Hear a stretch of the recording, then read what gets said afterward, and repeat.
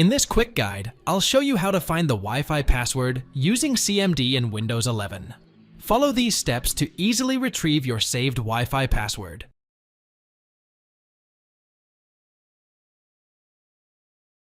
Connect to the Wi-Fi that you want to know the password, then right-click the network icon on the taskbar and select Network and Internet Settings. Select Advanced Network Settings. Under Related Settings, select More Network Adapter Options. Choose the connected Wi-Fi network, then select View Status of this connection. Select Wireless Properties. On the Security tab of Wireless Network Properties, check the box Show Characters. You will see the Wi-Fi password in the Network Security key field.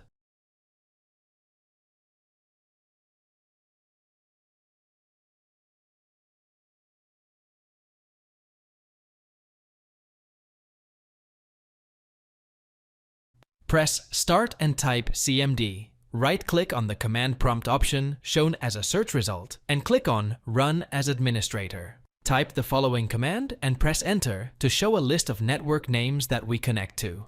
Netch-bulan show profile. This command lists of all wireless network profiles saved on the computer, including their names and settings as shown below.